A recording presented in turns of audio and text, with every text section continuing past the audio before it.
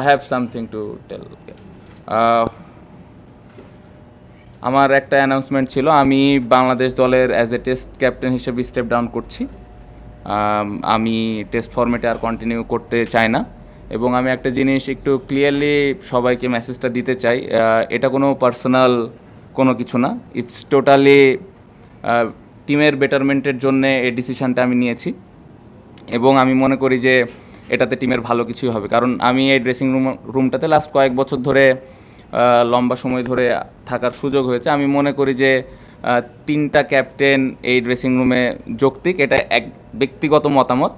Cricket board হয়তো আলাদাভাবে চিন্তা করতে পারেন, এবং সেটার প্রতি পূর্ণ সম্মান আমার আছে। সো এটা আমার ব্যক্তিগত মতামত যে তিনটা ক্যাপ্টেন আসলে আমার মনে হয় যে টিমের জন্য একটু ডিফিকাল্ট হতে পারে। সো পুরাটা টিমের বেটারমেন্টের কারণে আমি এখান থেকে সরে আসছি। বাট যদি ক্রিকেট বোর্ড মনে করে যে আলাদা কোনো ক্যাপ্টেন বা তিনটা ক্যাপ্টেনই তারা রাখবে, সেটা একদমই টোটালি তাদের ডিসিশন। এবং আমি আশা করব যে এই জিনিসটা কেউ এরকম না মনে করে যে এটা আমি পার্সোনাল কোনো কিছু থেকে বা আমার মন খারাপ থেকে রাগ থেকে এই জিনিসগুলো করেছি। এটা আমি ক্লিয়ার করলাম, এটা জাস্ট বিকজ অফ টিমের বেটারমেন্টের কারণে, এবং এখানে কোনো পার্সোনাল কোনো কিছু নেই। জি, ক্রিকেট অপারেশনসকে আমি অলরেডি জানিয়েছি, বেশ কয়েকদিন আগেই আমি জানিয়েছিলাম। সো তারা এই বিষয়টা না অবশ্যই মেনটেন হয়। আপনি যদি লাস্ট 2-1 বছরের টেস্ট টিমটা দেখেন, আমরা বাইরে এসে এখন জিতছি বা ড্র করতেছি। আগের থেকে যদি আপনি বলেন, আগের থেকে বেটার হয়েছে, বাট কনসিস্টেন্সির জায়গাটা ঘাটতি আছে।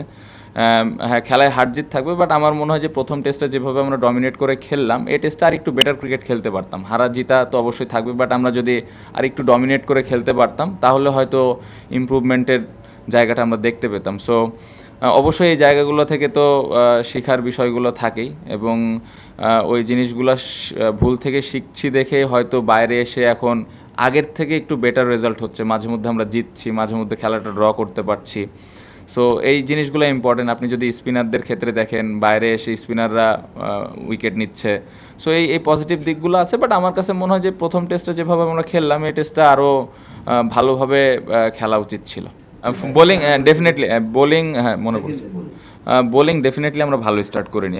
আপনি যদি দেখেন, আমরা অনেক 4-5-6 করেও রান দিয়েছি শুরুর দিকে। সো যখন এই ধরনের মোমেন্টাম একটা ব্যাটসম্যান পেয়ে যায়, তখন ডিফিকাল্ট হয় পরে স্পিনারদের জন্য আসলে ওইভাবে রানটা মেনটেন করা। তো আমরা শুরুতেই ভালো বোলিং করিনি, যেটার কারণে ওরা খুব ফ্রিলি ব্যাটিং করে ফেলেছে। যদি আমরা রানটা একটু কম দিতাম, উইকেট যদি নাও পেতাম, তাহলে হয়তো আর একটু ভালো আশা করতেই পারতাম আমরা। কারণ আপনি যদি দেখেন, গতকালকে 8 উইকেট নিয়েছি আমরা খুব অল্প সময়ের মধ্যে।